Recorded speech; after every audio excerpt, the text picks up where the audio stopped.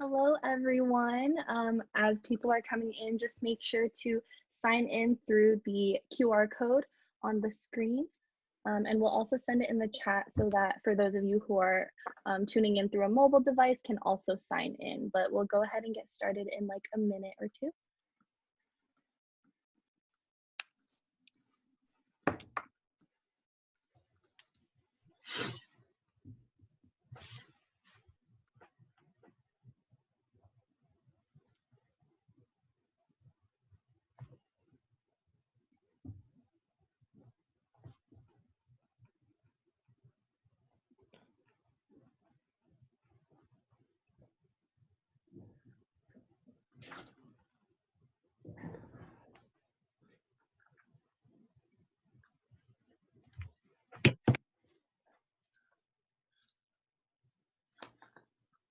All right, so we are going to go ahead and get started just because there is a lot to do today and we have a lot to go over. But hi everyone, welcome to our 5th and final general meeting of the fall semester. We hope you're all doing well and dealing with finals or final projects well. Today's meeting is going to be a co-host between not only CPP ASCE student chapter but also CSUN. So welcome to all of our CSUN people. And again, make sure to sign in with the QR code on the screen.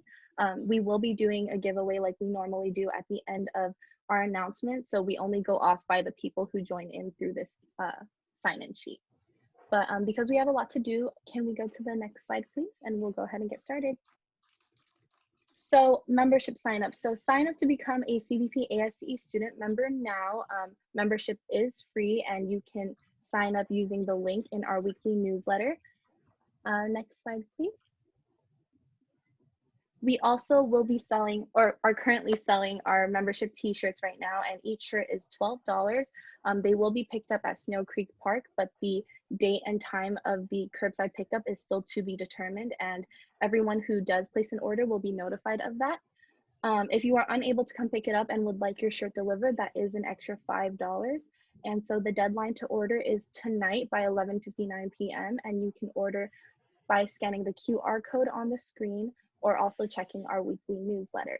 And if you have any questions for this slide and the previous slide, you can contact our membership chair, Stephen, at cppasce.membership@gmail.com.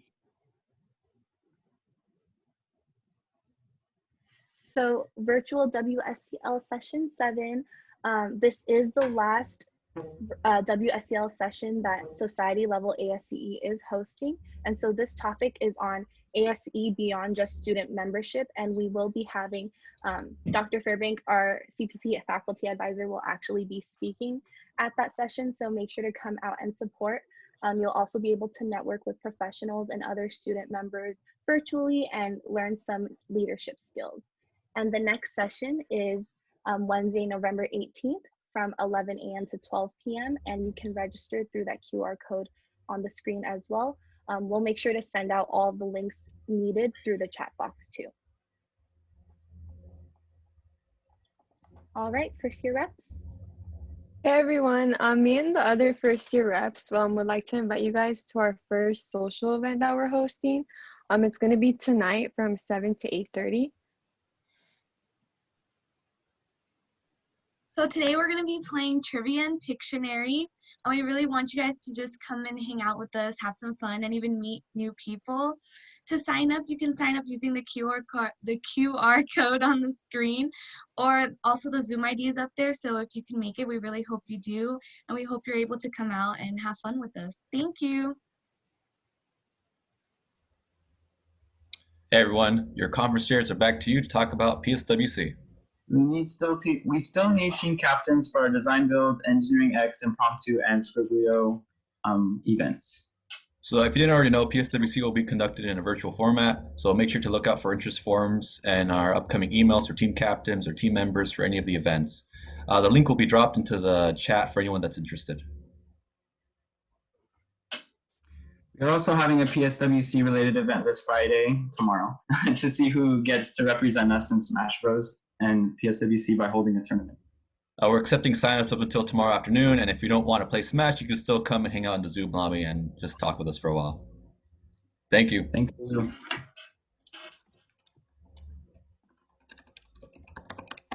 right, how's it going, you guys? ASE is holding our first Verbella event for the school year. It's going to be an alumni mentorship event. You can connect with past CPP alumni in the civil engineering industry. It's great practice for the spring job fair. That's actually going to be hosted on Verbella as well. So if you want to get an edge up on your competition, this would be a great idea. You can also gain valuable career and school-related guidance. And then this is going to happen on November 20th from 6:30 to 8:30. And then you guys will be receiving a detailed email sometime today. Thank you. Hi everyone. So this year, for the student mentorship event for the holiday season, we'll be hosting a holiday movie screening, and it'll be a great way for mentors and mentees to bond over a movie night and kind of just relax before finals. The movie has yet to be selected, so I will be sending out a poll through the Slack for any suggestions you guys may have on what movie you would want. And this isn't limited just to the mentors and mentees in the program. It's open to all students as well, and this will be hosted on, this should say Thursday, sorry, Thursday, December 3rd from 7 to 9:30 p.m. and the Zoom ID is there, and more information about it will be sent out in the Slack announcements as well as the weekly newsletter. And as always, we're continuing our Q&A ASCE office hours. This is a great way to come by, hang out, and meet other students. And if you have any questions about ASCE or the department or class suggestions, please feel free to come by. And this continues on Tuesdays and Thursdays, including today, from 2 to 3 p.m. on the Zoom ID on the screen. And again, Cal Poly SO is hosting an ASCE Penpal program, and it's a great way to meet other students from other universities across Southern California, especially in a virtual environment. If you have any questions about this or the previous 3 slides, please feel free to contact me at the email below. Thank you. Hi, everyone. So thank you for everyone who has attended our Tech Talks this semester. This event has been the replacement for our traditional technical tours. If you would like to provide our feedback, we're really looking for insight on your Tech Talk experience if you attended one and your suggestions for next semester. If you fill out that form, you will, or by Thursday the 19th, you'll be entered for a chance to win a $20 Amazon e-gift card. If you have any questions, please feel free to reach out to me. I will be dropping this link in the chat as well.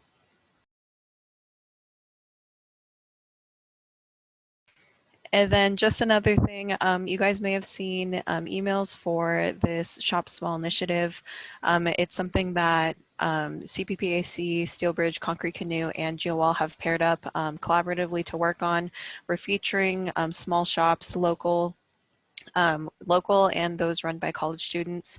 If you're interested in being featured within the next year, please use that QR code to register. Any additional questions can be sent over to the email, and again, I'll be providing these links below. Hi everybody, Steelbridge is having their 3rd general meeting next week on Tuesday during U hour. We're also still selling our T-shirts for featuring our big trust talks. During this meeting, we'll be summarizing what we learned in the past 3 big trust talks and how we want to move forward to next semester with the competition and how new members could be involved. Next page. Next. And then next week too, on Thursday, we would have a open game night. It's going to be hosted, or all of the Steelbridge officers will be there. So it'll be a great time to get to know us, collab with us, and get to see how we can involve you guys in the competition. The Zoom link is right there, and the time is from 7 p.m. to 9 p.m. Thank you, guys.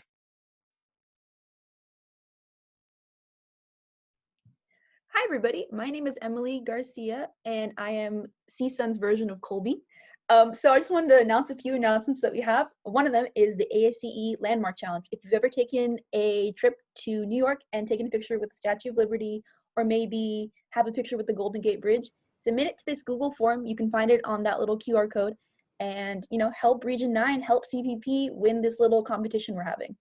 I just want to mention real quick, you don't have to travel there. It can be an old photo that you have when you were like maybe 4 years old. As long as you're in the photo and you are a current ASCE member, it counts.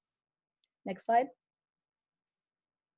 And then tomorrow, I know y'all have some events, but if you don't want to attend that, you should. But if you don't want to attend that, you can come to our charity bingo night, which is going to be happening at 5 p.m., going down to 7 p.m. You win $10, and we give $20 to a charity of your choice.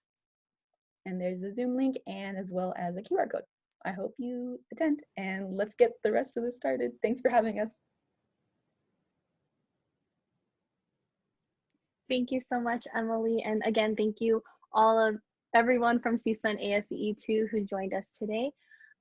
So we are doing our general meeting giveaway now. Usually we choose 3 winners, but now we will be choosing 4 winners just for today because we do have CISA and ASCE people here as well. So sign in if you haven't already, just because we will only be raffling those who are in this sign-in sheet. And you will be getting your gift card through your email later today.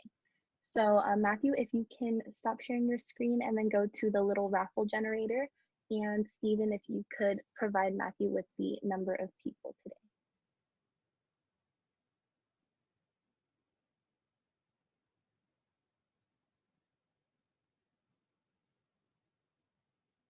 Give me 1 second. It's like frozen. Okay. Full screen. Okay, can you see it? All right, and then yep. How many do we have, Stephen? Right now 1 to 48. 48. Yeah. Okay. 34. 34. We have Jocelyn Lopez Tolentino. Okay, and then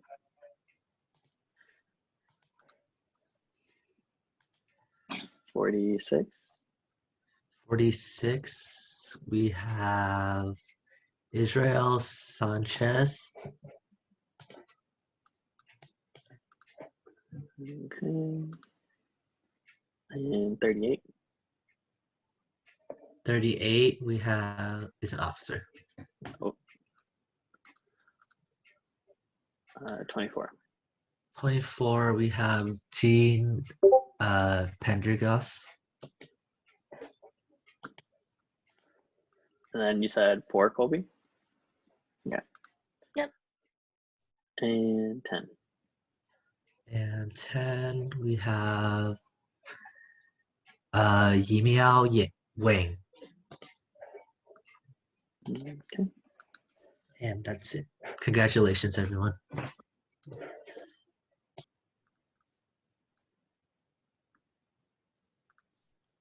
Yay, all right, so again, congratulations to our 4 winners. As I mentioned previously, you will be getting your e-gift card in your emails later today. Next slide, please. So this year, one of our student chapter goals is to promote a diverse and inclusive environment. So in attempt to champion equality and equity for all of our members, the Cal Poly Pomona ASCE student chapter will host webinars and invite civil engineering professionals as panelists to speak about diversity and inclusion in the workplace. Next slide, please. We will also use our social media platforms, host webinars again, and develop allyships to foster a diverse and inclusive environment for all members. And without further ado, I will now hand it over to Marin and R&D. Thank you, Colby. So going off of what Colby had mentioned regarding our goals for this semester, it's one of the primary reasons that we decided to bring in a woman in the workplace panel, and better yet, collaborate with CSUN on this on this panel. So we'll go ahead and get started. This will be a little bit more of an interactive meeting. So if you have questions for our panelists, please feel free to use the chat or unmute your mic. But we'll go ahead and get started by introducing our panelists first, and then have a kickoff question with that. But with that being said, R&D, please feel free to go ahead and introduce our 2 CSUN alumni. Hey everyone, I'm really excited to bring our panelists. We have Megri Domingian and Nikki Zulieta. So I want to go ahead and introduce Megri. She is a 2014 California State Northridge alumni. She began her career with Los Angeles County Department of Public Works in the Traffic and Lighting Division. Since 2016, she has been working as a civil engineering associate for LADWP. She obtained her PE license in spring 2018. She currently serves as a project manager for water infrastructure improvement projects and as a structural design engineer for power substation design projects. And she's also the current ASCE LAYMF secretary for the 2020 to 2021 chapter. And Nikki is a 2017 California State University alumni. She is currently working at the Bureau of Engineering as a civil engineering associate in construction management. She is an alumni of also UCLA also. Previously, she's worked in the geotechnical engineering field, drafting design and performing field investigations. Today, she is a construction manager for a $11.5 million sewer maintenance yard. She is currently working on getting her PE license and hopes to continue her career with the city. Welcome to our CSUN alumni. Now to introduce our CPP alumni. Rachely Andrada is a 2018 Cal Poly Pomona alumni. After graduating, she continued her career at Turner Construction in the Virtual Design and Construction, or VDC department. A year later, Rachely became an assistant MEP engineer on a project and out-of-state assignment in Seattle. She joined the Manchester Pacific Gateway team as the only superintendent and engineer overseeing the site portion upon returning to California. Rachely is currently closing out the master plan project financially and has joined the pre-construction and launch team for the next phase. And then Christina Campuzano is a 2019 Cal Poly Pomona alumni. She started full-time with Turner Construction in fall 2019 as an engineering assistant for the Facebook data center in Altoona, Iowa.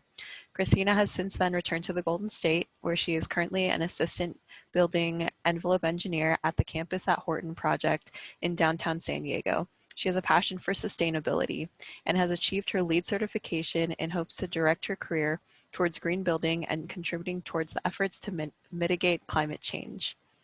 So welcome to all of our panelists, a lot of women power over here. To get us started, again, this is an interactive panel. Please feel free to put any questions in the chat or unmute your mics, but I'll go ahead and get started over here in asking our panel the first question. That being, what is one challenge that you've encountered since beginning your career as a woman within the engineering field?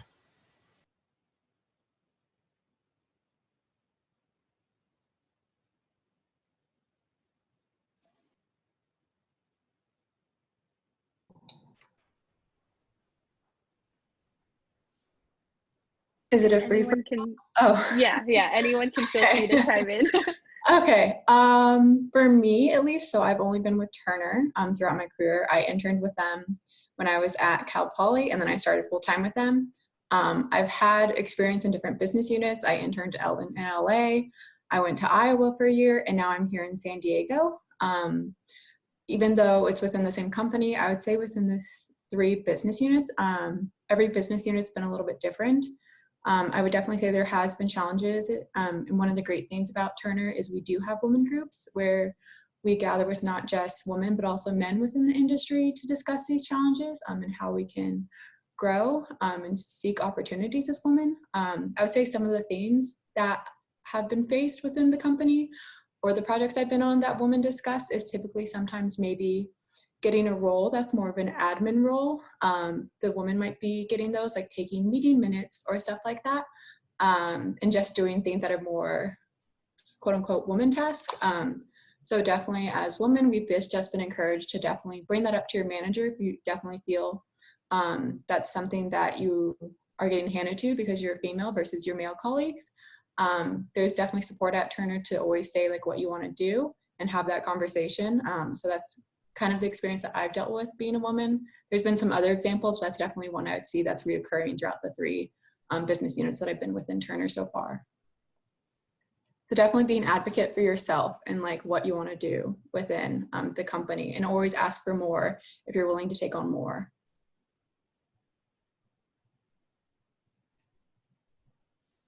I definitely want to add on to what Christina just said regarding like getting assigned administrative tasks. There have been multiple times where that's happened to me, like, hey Meg, can you organize the carpool for us to, our team to go out to lunch? Or can you, send out meeting minutes or something? And the great thing is that I have a lot of male coworkers that have stepped in, and they're like, hey, don't you think we should, have this task be rotated amongst all members, so it's not always, it doesn't look like we're always assigning these tasks to the female in the group or to her because she's a female. So having male coworkers and allies is really important, and use your position to step in and mitigate some of that inequality if you do see it happening. And another challenge has been, especially if you're out in the field and you're dealing with construction crews, they're not really used to seeing a young female engineer. So when I would go out to the site, they would say, oh, hey, you must be the student engineer, where is the design engineer? And you need to assert yourself and be like, I am the design engineer. And so we really want to start normalizing that. I want to add, from being in a superintendent role, I'm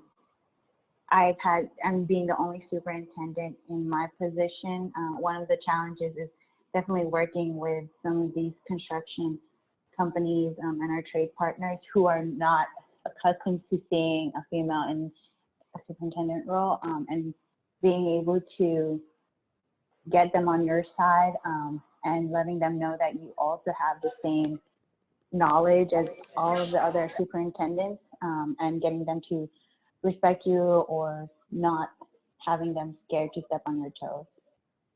But that definitely was one of my challenges when I first got into the superintendent role, and slowly, with the help of some of the more senior superintendents, they've come to respect me and work with me.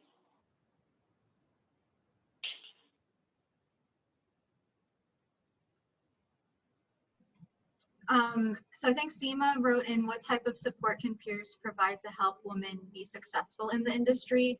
Kind of, or, for example, breaking the glass ceiling, and then in addition to just people of color, just to kind of, and I'm sure you guys are familiar with the statistics, but females in engineering make up about 14% nationally.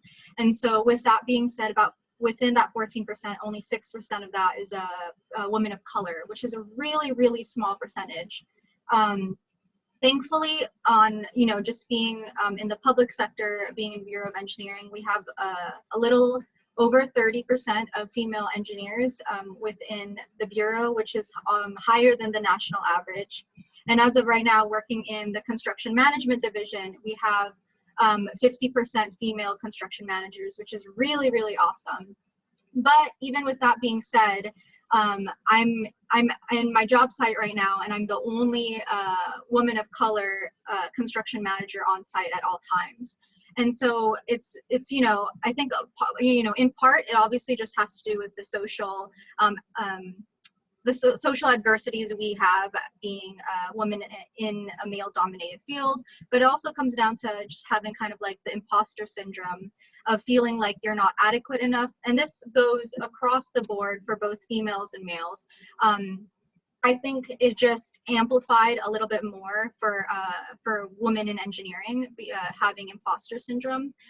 But that definitely comes down to just kind of, putting your foot down and just making sure that you are very aware of what's going on in the project. You are super knowledgeable of, your specs, of the plans, making sure that you're very involved. Ask the hard questions. Even if you think they may be dumb, at least you asked that one dumb question and now you're smarter because of it in the future and on future projects. So I think that would be kind of my turnaround of how to handle a difficult situation, is get yourself in that difficult situation first. That way you know how to handle it in the future.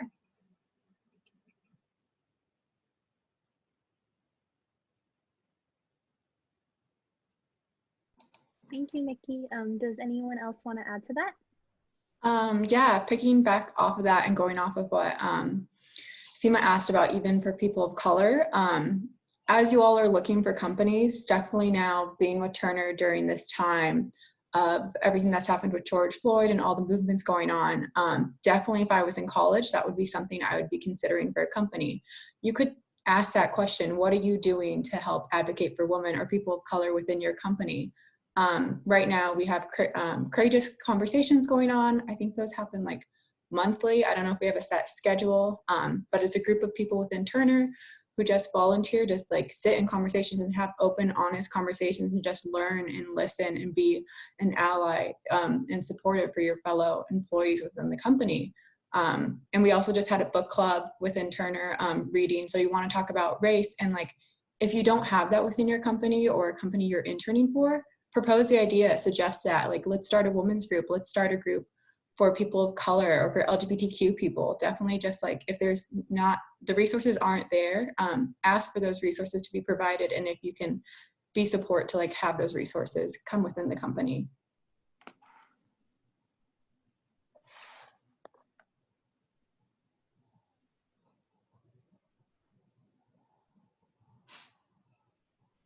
And then I think we do have a question in the chat from Andrea.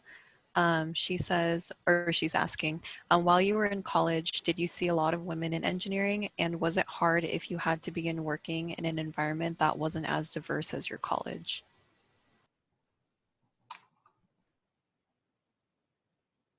Okay, I'll start. So I think when I first started at CSUN, I was the only girl in the class up until I think I hit like junior year, where I kind of saw more of my female classmates in the class. In the beginning, it was kind of like shocking a little bit that I was the only girl in the class, and I kind of really played on that a lot, where I felt like, oh my God, I'm the only girl, you know, I stand out like a sore thumb.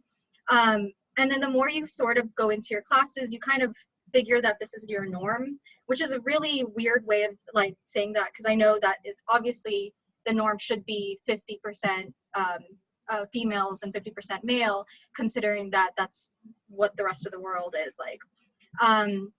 In terms of it being kind of just hard in an environment, there's definitely moments where you'll get, you know, misogynistic or sexist comments from even supervisors, from even your professors. I remember there was a moment I went to my office hours, and I was asking a legitimate, like a question about like homework, and I remember a professor saying like, you know, this kind of charm isn't going to work with me, Nikki. Like, why are you here? Like, I see how the boys look at you. And I was like, and it's those kind of comments that I know should be sent straight to whoever it is, but it was those kind of comments that made me want to even try and push harder, because you can't, it's more than just, you know, what meets the eye and whatever. And I wanted to show that work ethic and what was important in that. And so I think just, you know, letting it kind of like brush off anytime there is a comment. Obviously, someone said name drop. No, obviously, you know, those kind of comments do exist, and I've learned, and this is what my mom has told me, is like, you're gonna hear worse, and it's very true. You do hear a lot worse, but this kind of industry really does push you to kind of have thicker skin than most. And I think that's really, really important, especially being one of the 13% of females in engineering. I think obviously also just finding like a mentor to talk to. Maybe, I know it wasn't funny at the time, but even someone to like complain to and laugh to, whether that's your male or female colleagues, I thought that was super important as well. Just to kind of, you know, lighten the load, but at the same time understand that you guys, or as females in a male-dominated field, we are all trailblazers in this industry. And even if it feels like a small kind of victory to kind of get over that kind of talk, you know, it is a overall collective victory for everybody who wants to become female or who wants to become engineers. So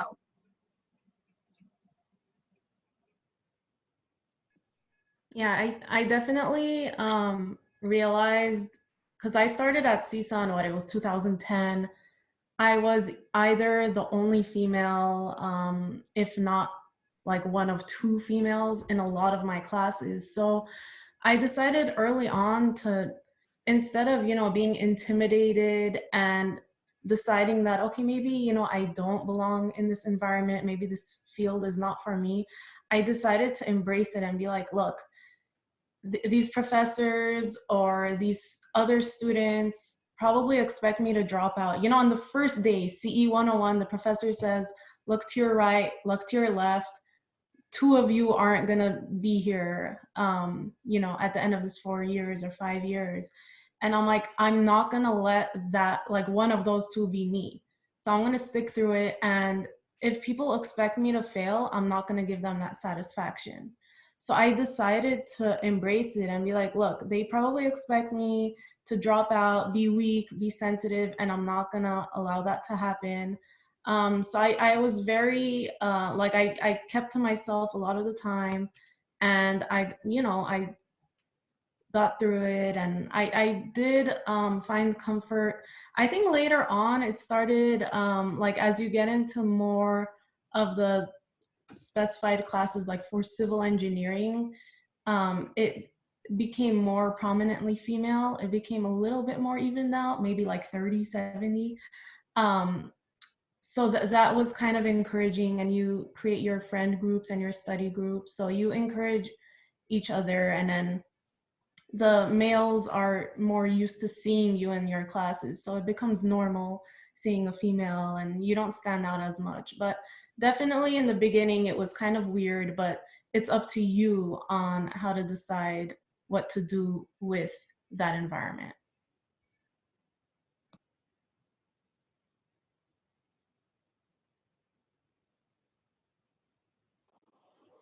As for Cal Poly Pomona, I think when I started college, I went to an orientation where my group only had 24 women in the entire orientation, and we were all engineers. So when I first started doing orientation with all of them, I already saw that we would be small in numbers.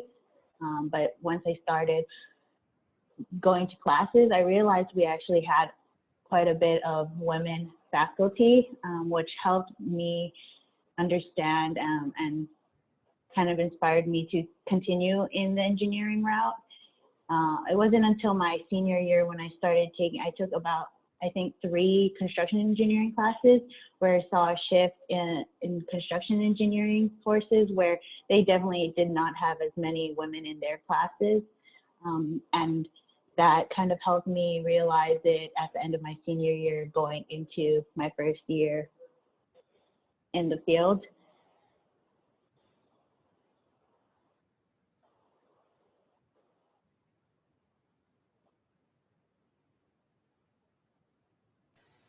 Okay, so there are a couple of new questions in the chat. For sake of time, there are a couple of them that ask relatively the same thing in regards to an increase in women engineers in the field. So maybe just to kind of put some of these questions together, how have you guys seen the industry change from when you started in college to where you are now? Sorry, there are a lot of questions in the chat, so I'm just scrolling back up to see. So let's see. And if I skip anyone's question, please let me know. But how can future engineers such as ourselves help promote and support women involvement in a male-dominated field?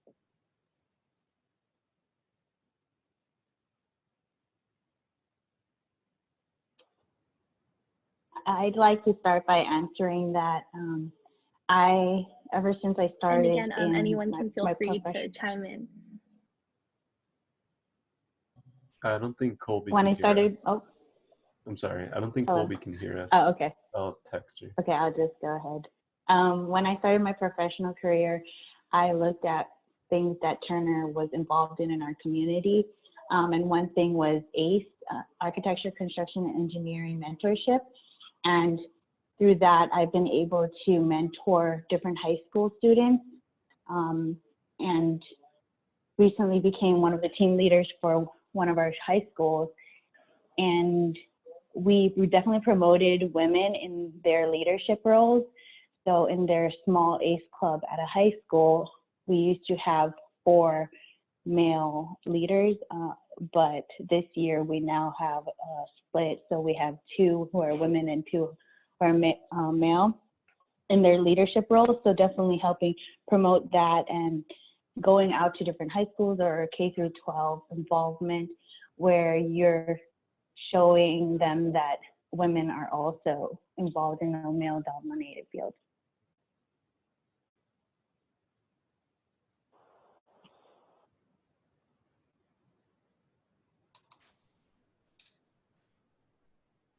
Yeah, I think piggybacking off of what Rachel said, before you even reach the industry, I think what you're doing right now, being involved in ASCE, and if you volunteer, I don't know what it looks like this year due to COVID, but like Seismic Day and Civil Day, when those students come to Cal Poly and they get to see all the engineers, and obviously there's going to be female students there too, also volunteering. I think that's a start. And then once you graduate, like Rachel said, when you start within a company, see what your company also provides and how you can continue to reach out to the local community and stuff like that, and just get involved, because I think just your presence in general makes a difference. That's one of the things with going to the Turner booth. There was so many women there at the booth, and I remember Amber Miller was like the first girl or woman within Turner who I met, and I think it was just great, like why I wanted to work for a company, because there were men and women in a pretty good ratio within the company. So definitely just get involved and just like show future girls that if you can do this, they can do it too. And I think that has a huge thing to do also with going right now, how we have our first female vice president in the United States. And I think that's now also going to be a message to all the girls within the US saying, if she can do it, you can also do it. So I think just presence in general is a huge thing. So just get involved and like show your face and just show up.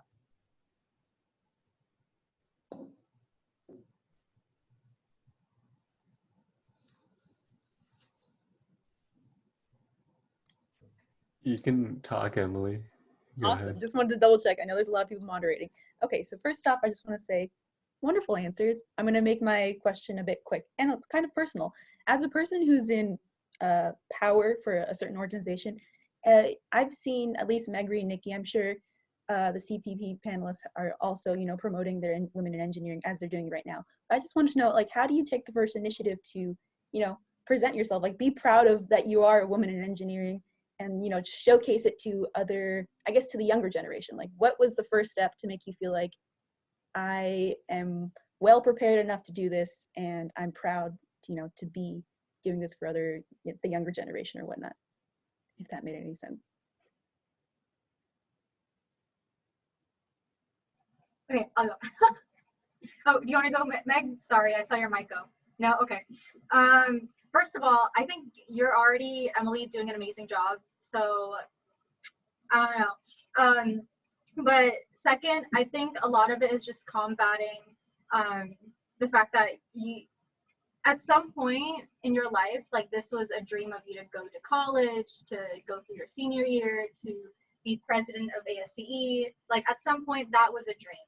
And so the fact that you put in the work on a daily basis and then it was able to accomplish it, like don't take that work for granted, whether you're male or female, just to put it out there. And I think where Meg and I, and of course I'm sure the rest of the panelists come from, is that we've been there and we've also done that as student engineers, and then most importantly even as female student engineers. That's a whole different kind of ball game in terms of struggle. And so I think just kind of taking that and just being proud of yourself, and like leaving that imposter syndrome and all those insecurities in the back of your head, and it's gonna gnaw at you sometimes, but just leaving that at the back of your head and being totally okay with just being like, hey, look, like you can do this too. Just like as I can't, is it Rachelli? Did I mess it up, huh? Okay, Rachelli, Christina, and Megri have been proudly doing with their job and what they're doing. So you got this, Emily, and everybody else here on this panel. You guys are great. I just wanted to add on to what Nikki said was, yeah, it's not like we're the most confident in ourselves. Every single day, it's a struggle with imposter syndrome. It's like, do I belong here? Am I the best representative to give out this message to all of these kids, or to even college students or other people that are, you know, my coworkers, people that are even higher up than I am, that, you know, we belong here and that they can do this. So I kind of approach it as, well, I didn't really have that role model when I was in school or, you know, like every day at work. And I constantly need to battle not only my own psyche, but also expectations from others and comments from others. So what message do I want to send to these students or to these coworkers or anyone else that wants to pursue, you know, STEM in general? What would they need to hear to know that they can succeed? So that it's like you need to just get that strength, I guess, for lack of a better word, and put aside your imposter syndrome just for the better of society and for your community and just to give that confidence to others. I think going off of both what they said too, I know you asked in your question saying, when do you feel like confident, like you got this? I would say fake it till you make it. And also life begins at the edge of your comfort zone. We just had a panel recently at work and they were talking about right when they got comfortable in the role that they were in, like Turner would just pick them up and place them somewhere else and be like, figure it out. Like now you have a new position, a new role, you got to do this.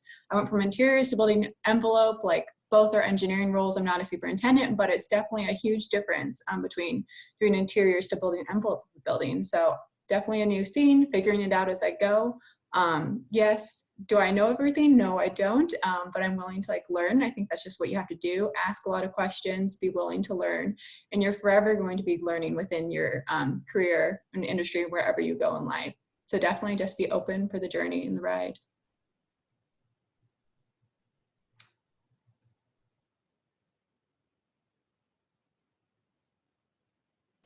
Perfect. All really great answers. I'm loving hearing all of these things, especially from, you know, a female perspective. We are wrapping up. We may have time for one more question. If I know there's a lot that came into the chat, but I feel like the panel did a really good job of answering them. I think, yeah, if anyone else wants to ask like one more question, or we can just go ahead and go for the group picture that we do at our meetings. I know it's been hard, given that it is a virtual environment, to kind of feel the room, especially when answering the questions. But I want to thank our panelists again. And you know, it's really important, especially like in the day and age that we're in, that we address these conversations, that we have these conversations. And again, I really appreciate all of the insight that our panelists have provided for our students. Emily or Arindeep, did you want to say any last things? Yes, I want to include that Megri and Nikki have been a major forefront in women inclusivity in ASCE LAYMF. They've done a lot of work in bringing, like working with high school students and elementary school students, and with Monica and Chloe, they've done a lot of work, and I think they should get a lot of recommendation for that. And super excited to have them here and give their voice on this panel. Definitely. Thank you all again for joining. And briefly, I just want to say thanks, Arundeep. I just want to say, I know I came off as like, I don't know what to do, but at the same time, as future civil engineers, many of us will hold, you know, positions of power, and it'll directly impact the welfare and the public. So I just want to just mention that we should all be aware of our privilege, whether we think we have it or we don't, and just to ensure that, you know, all of us can create some change moving forward if we don't feel like we're doing enough. So thank you so much to Cal Poly Pomona for letting us do this with you. Yeah, it was a pleasure working with you guys, Emily, and then I'll hand it back to Colby to close us out. Thank you, everyone. And so before we go back to sharing our screen, as Marin had mentioned, we're going to be doing a quick virtual photo. So if you're comfortable with it, please turn on your cameras and we'll go ahead and get that started. But if not, that's totally fine too. And because there are quite a lot of us here, we'll be doing 3. So yeah, I'll count everyone down. But on the count of 3, if everyone's ready, 1, 2, 3. All right, next one. 1, 2, 3. And then finally, 1, 2, 3. Okay, perfect. Matthew, if you could share your screen again one more time.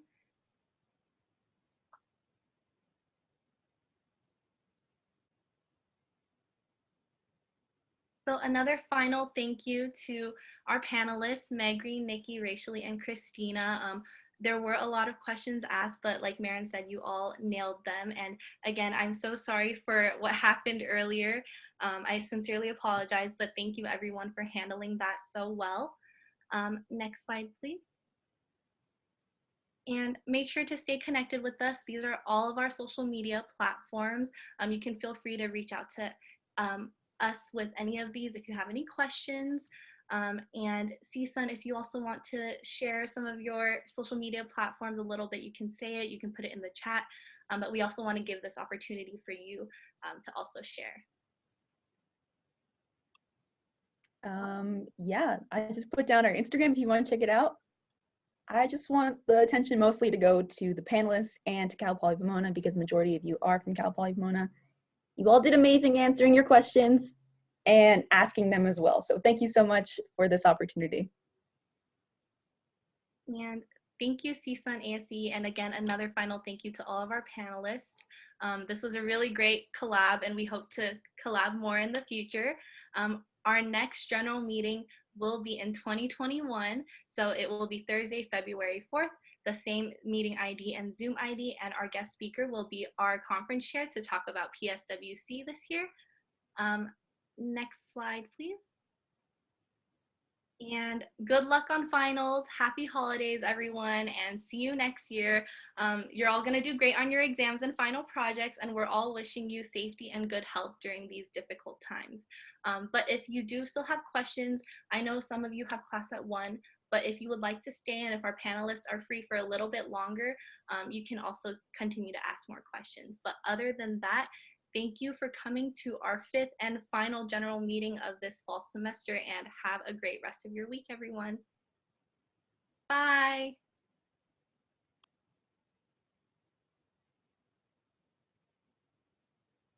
I'm gonna go to class now.